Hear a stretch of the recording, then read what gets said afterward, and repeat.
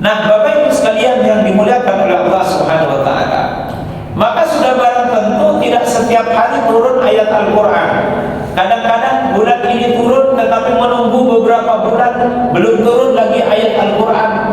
Sehingga orang-orang Makkah, orang-orang Arab entah karena rindu ingin mendengarkan ayat Al-Qur'an atau karena mereka mengejek Quran sudah lama tidak turun, maka dijelaskan di dalam surah Al-A'raf, wa idza lam ta'tihim bi ayatin ay Muhammad, ketika engkau tidak segera menyampaikan kepada orang-orang Arab itu turunnya ayat Al-Qur'anul Karim, qalu, mereka akan berkata, laula jtabaitaha, Muhammad, sudah lama ayat Qur'anmu tidak turun, kenapa tidak kamu buat sendiri ayat itu, ijtabaitaha. Para mufassir menyampaikan laula talqaitah, kenapa kalau kamu yang biasanya menunggu datangnya malaikat Jibril, maka Ibnu Katsir itu menyampaikan makna ijtabaitaha itu, kenapa engkau yang tidak menjumpai malaikat Jibril meminta ayat apa sekarang turun? Nah, ini loh pikirannya orang-orang kafir Makkah itu. Kenapa bukan kamu yang menemui malaikat Jibril? Kenapa harus menunggu malaikat Jibril yang turun? Nah, itu yang pertama. Yang kedua, Bapak Ibu sekalian yang dimuliakan oleh Allah Subhanahu wa taala, tukhrijuha an nafsik. Udah kamu buat sendiri saja. Pasti semua orang akan percaya kalau kamu karang-karang ayat itu. Semua orang pasti percaya bahwa itu adalah ayat Al-Qur'an. Kamu ini Al-Amin, orang yang jujur, tidak mungkin berbohong. Maka orang-orang kafir itu mengatakan, sudah Muhammad, kamu karang sendiri sudah, kamu buat sendiri, biar tidak ada masa vakum turunnya Al-Qur'anul Karim, tidak ada jarak waktu yang lama dari turunnya Al-Qur'anul Karim. Sudah, kamu buat sendiri saja. Pasti kami percaya bahwa yang turun itu adalah ayat Al-Qur'an.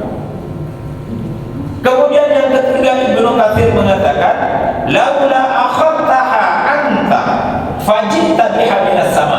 Kenapa ya Muhammad kamu tidak terbang saja ke langit? Kamu jemput itu ayat Quran di langit, kamu ambil ayat Quran itu di langit.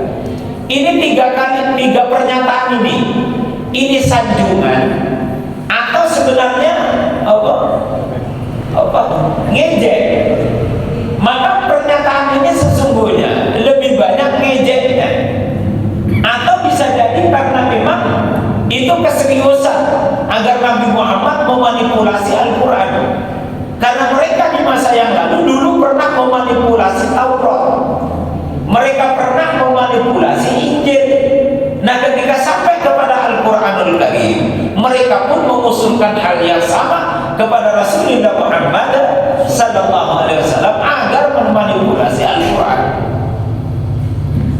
Tetapi Bapak Ibu yang dimuliakan Allah Subhanahu wa taala, Allah kemudian memberikan penjelasan kepada Rasulullah, "Qul," katakan ya Muhammad, berikan penjelasan pada orang-orang yang mendesak kamu agar kamu menemui malaikat Jibril, atau kamu naik ke langit untuk mengambil ayat, atau kamu membuat sendiri, ngarang sendiri ayat itu, kemudian mengatakan bahwa itu adalah ayat Al-Quran. Qul, katakan pada mereka, jelaskan pada mereka, innama attabi'u ma yuha ilayya, sungguh aku hanya mengikuti apa yang diwahyukan kepadaku mir Rabbi, dari Tuhanku. Jadi ini menunjukkan kemurnian Al-Quranul Karim sebagai wahyu. Ada ketegasan dari Rasulullah bahwa Quran tidak bisa dimanipulasi.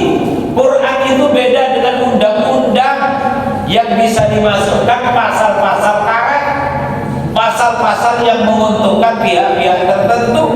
Tetapi Al-Quran itu kitab suci yang dibawa oleh seorang Nabi dan Rasul yang bernama Nabiullah Muhammad SAW. Ada sesungguhnya peluang-peluang untuk memanipulasi, ada peluang untuk memperkaya diri, tetapi semua itu tidak diambil oleh Rasulullah SAW. Qul, katakan ya Muhammad, jelaskan kepada mereka, innama sungguh-sungguh attabi'u, aku hanya mengikuti